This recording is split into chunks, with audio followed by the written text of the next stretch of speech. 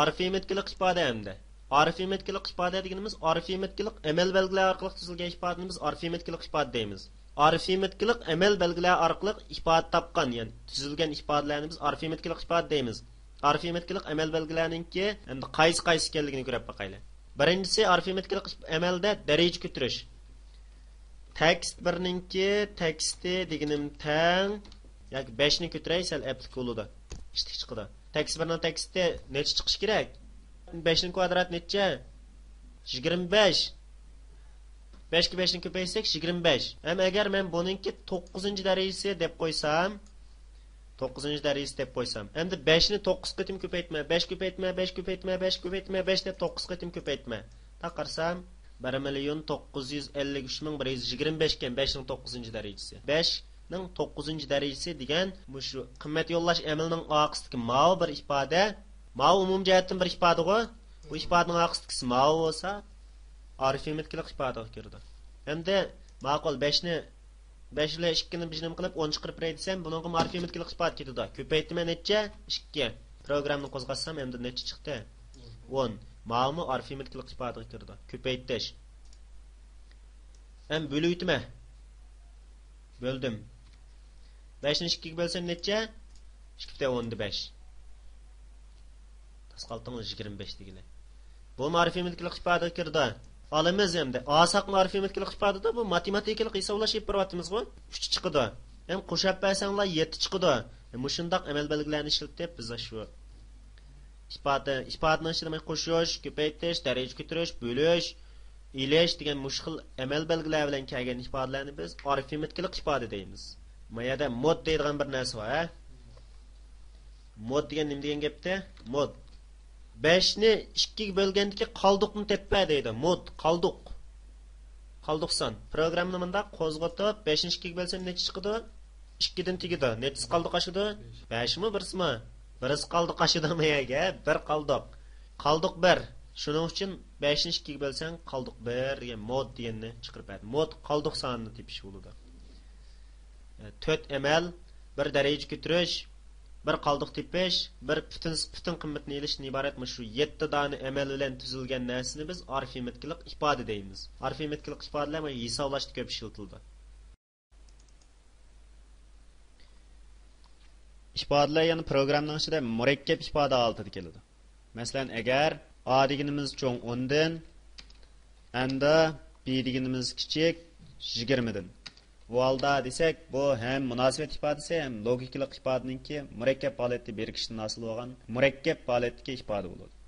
Ya'ni A cho'ng 10 dan deganimiz munosabat ifodasi, B kichik 20 dan deganimiz o'xshash munosabat ifodasi, hamda mush ikkisi bir vaqt mavjud bo'lsin degan endi deganimiz logikalik ifoda, bu yerda ikki munosabat ifodasi bilan bir logikalik ifoda birlashib murakkab ifodani hosil qiladi.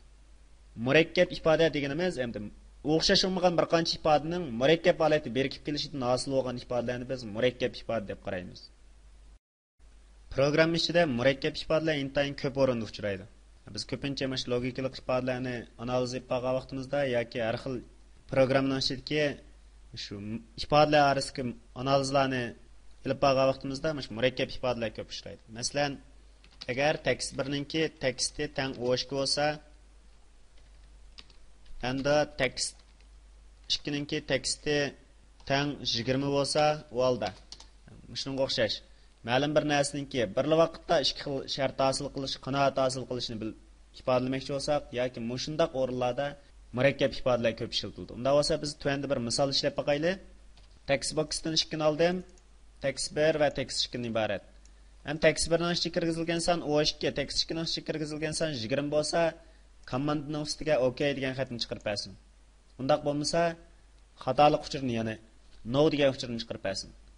Komandani qo'shishdim, chekib agar text 1 ningki teksti teng bo'lsa O2 ga, endi text 2 ningki teksti teng bo'lsa 20 ga. Bu holda komanda 1 ningki captioni teng OK. Bunda olmasa komanda 1 ninki captioni teng no desin. Shart oxirlashsin. Programni qo'zg'atdim. Qo'zg'atgandan keyin qarasam, birinchisi O2 ekan. O2 ni kirgizdim. Ikkinchisi 20 ekan. 20 ni kirgizdim. Bassam OK degan uchun chiqarib berdi. Mana bu murakkab ifodaning qo'llanishi. Ya'ni tekst 1 bilan tekst 1 ning sonning O2 teng yoki teng emasligini bir selishtirdi. Ondan tekst 2 ning tekstninki 20 teng yoki teng emasligini selishtirdi. Ham endi orqali ikkisining birli vaqtda mavjud bo'lgan yoki mavjud bo'lmaganligini selishtirdi. Agar birisi mavjud bo'lmasa, ya'ni birisi 19 bo'lib qolsa yoki tekst 2 ning son ko'rsatilgan songa teng bo'lmay qolib qolsa, u holda birisi mavjud bo'lsa o'xshashlar novni chiqarib berdi. Mana bu murakkab ifodalarning qo'llanishi. VB'da yana bir xil narsa bor, ya'ni funksiya deydigan. Bu ma'lum bir funksiyalik iqtidorni amalga oshiradigan narsa. Muqim belgilatilgan iqtidori bo'ladi. Shunga biz uni funksiya deymiz. Ma'lum bir funksiyalik iqtidorni amalga oshiradigan bo'lganligi uchun. Bu yerda funksiya degan hukmga shunda aniqlan bersak bo'ladi. Ma'lum bir funksiyalik iqtidorni amalga oshiradigan yoki shu xil iqtidorni o'ziga yuklagan har xil muqim bekititilgan narsalarni funksiya deb ataymiz. Ham buning ichida biz tuvanda bir qanchisini ko'rib boqaylik. Birinchi ulab mutlaq qimmat qaytarish funksiyasi. Text birdan birini olaymi avval? Text boxdan birini oldim. Command botdan birini oldim. Command botdan bir. Mening maqsadim bu text birning ichiga kirgizilgan sonning mutlaq qimmatini text birning ichiga qaytarib berish. Unda bo'lsa men mayaga bunday yozaman. Sen mutlaq qimmat degan nima u? Mutlaq qimmat degan shu sonninki mutlaq bo'lgan qimmati shundaqmi? Masalan, mutlaq qimmat deganda matematikada biz o'rgangan minus amalning mutlaq qimmati plus amaldagi sonning mutlaq qimmati plus amal bilan chiqadi deb. Unda bo'lsa text birning teksti deganimiz tang ABS text birninki teksti. Programni qo'zg'atgandan keyin men mana ishiga son kirgizib boqay. Bu son olayotgan tuqabi number deb chiqdi. Son olayotgan meningga men 5 deganni kirgizib boqay. 5 deganni kirgizib bassam men o'xshashli 5 turyapti-ku. Men buningga minus 5 ni kirgizib boqay. Ana unda bassam yana 5 bo'lyapti-ku. Minus degan amal yo'q bo'lyapti-ku. Demak, mutlaq qimmatini topadi. ABS degan mutlaq qimmat tepish funksiyasi.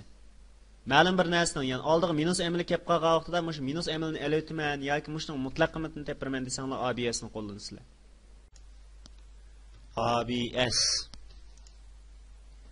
ABS aksmaninki nima edi? AS edi. Ammo yad ABS dan birisi chiqdi. Bu nima bu? Programni qo'zg'atib boqay. Hozir qarasam ABS 16 desam bassam nechini qaytarib berdi? 16 ni. Unda bo'lsa oldiga minus raqamni qo'yib, yana qaytarib boqay. Nechini qaytarib berdi? Oldida minus bo'lsa 16. Minus bo'lmasa 16 ni qaytardik. Unda bo'lsa bu nimni qaytaryapti? Mutlaq qimmatni qaytaryapti. Har qanday bir sonning mutlaq qimmati mayli minus bo'lsin, plus chiqadi-ku bu. Mana shu ABS shu mutlaq qimmatni qaytarib berdi. Ya'ni minus raqamli son kelib qolsa plus raqamli son kelib qolsa plus qilib qaytaradi.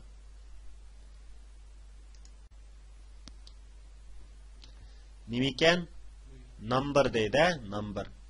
Birining doirasi ichida ixtiyor bir son topadi. Rand. Programni qo'zg'atdimi? Topdi-ku?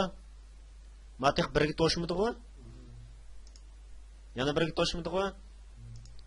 Ko'rsatgan doira ichida ixtiyor son topadigan funksiya. Buni biz boshqacha bir usul bilan cheklab ishlatalaymiz. Masalan, halqi loteriya deb almashilgan sonlar bor-ku. Mashinadan birini ishlab boqaylar biz. Biz sende o'yinninkini ishlab qo'yilib bo'pti. Yo'qimiz shu doiraning bir nimasi bo'lsin. Ma'ninki nima? Evetdim. Ma'nim evetdim. Komandadan birini oldim.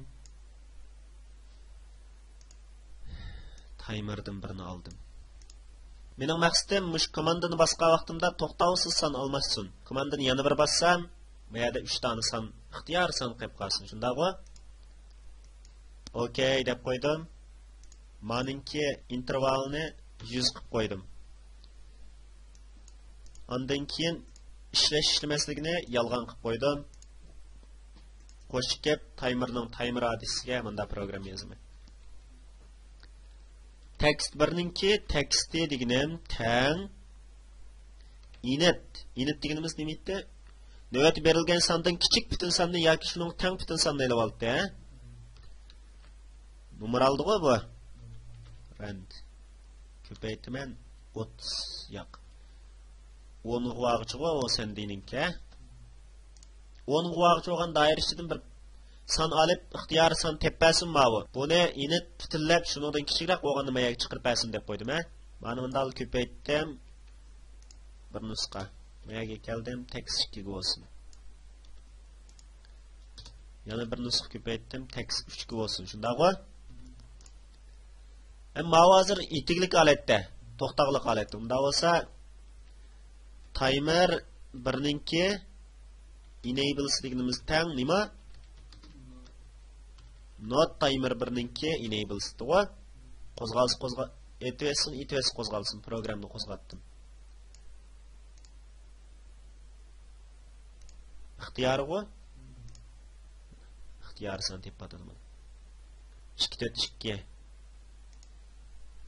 934 mujinda ixtiyori san tepirdi. Ondan eshib ketmayotdi ama hech qaysisi.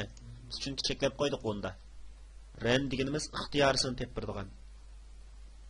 Pek ko'p ishlatimiz mana. Shu. Funksiyalarning ichida yana biz doim qo'llangan funksiyadan mundaq bir funksiya bor. Kirgizish funksiyasi. Masalan, ma'lum bir miqdorga A'ga ma'lum bir sonni kirgizib bermoqchi bo'lsam sirtdan.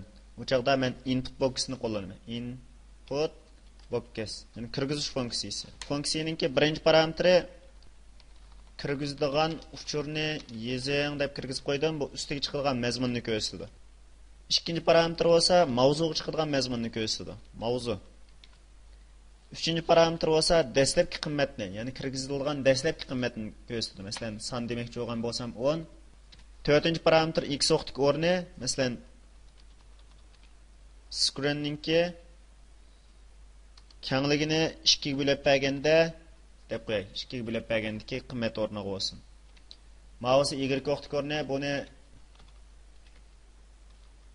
ekranning egizligini 2 ga bo'lib bergandagi qimmatni deb qo'yay. Shundaq chiqarishga bo'ladi. Endi mushning orqali kirgizgan uchurimiz A'ga saqlandi. Men agar print A desam, bu vaqtida kirgizgan uchurni ekranning ustiga urib chiqarib beradi. Yoki bo'lmasa mening caption tang A deb qo'yay. Programni qo'zg'atdim. Qo'zg'atganning yoq ma'ni bassam bir uchur ko'zniga, ya'ni kirgizish ko'zniga yetilib chiqdi. Yetilib chiqib, buning 10 degan qimmat bor. Masalan, dastlab turgan qimmat 10, mavzusidan mavzu degani ustida kirgizilgan uchurni yezing degani bor. Biz mayaga ma'lum bir sonni kirgizib, jazmlashtirsak, uni mavzusidan chiqarib beradi 25. Masalan, 58 degan bo'lsam, 58. Sirtdan uchur kirgizish uchun ishlatilgan funksiya, input box. Yana doim qo'llanib kelayotgan funksiyalardan shell funksiyasi, ya'ni ko'rsatilgan ijro hujjatini qo'zg'atish funksiyasi bor. Masalan, men ma'lum bir knopkani bosgan vaqtimda shu kompyuterimning ichidagi ma'lum bir men ko'rsatpaga ijro hujjatini qo'zg'atib bersin desam, shell funksiyasini ishlataman. Bosdim, shu komandaning klikiga shell deb olgandan keyin o'sha qo'zg'atilgan hujjatning adresini yozib beraman. Masalan, Windowsning ostidagi ijro hujjatlaridan sol eksi bo'lsa, qart hujjatini qo'zg'atmoqchi bo'lgan bo'lsam, shuni yo'lini yozib bersam bo'ladi. Programni qo'zg'atdim, qo'zg'atganning yoqmani bossam, qart qo'zg'aladi. Bassam qart qo'zg'aldi. O'chirib etdim, yana kelib mani bassam qart qo'zg'aldi. Demak, shu shell funksiyasi ko'rsatilgan adresdagi ijro hujjatlarini qo'zg'atish uchun ishlatiladi. Masalan, kompyuterni taqash, internet explorerini qo'zg'atish, masalan, ishlatuvchi yumshoq detallardan Photoshop yoki shunga o'xshash narsalarni qo'zg'atish, yo'lni seplab degandek narsalarni shell funksiyasi orqali amalga oshiramiz.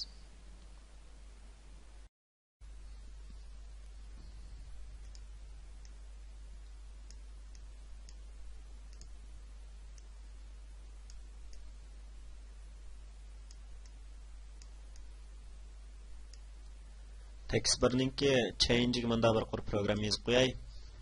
Text 2ninki text'i deganim tang sqr text 1ninki text'i deb yozib qo'ydim. Endi bu cho'qim text 1ninki text'i tamomga xoloslik bir shartni o'ziga qo'yish kerak, bo'lmasa xatolik chiqadi. teng bo'lmasa bo'shliqqa. Bo'shliq teng bo'lmasa deb shartni oxirlashtirib qo'yay. Mane avval bo'shliq teng qilib o'tay. Programni qo'zg'atdim. SQR qaranglar. Son kirgizmay sanali davi. 25 ni kirgizib boqaymi?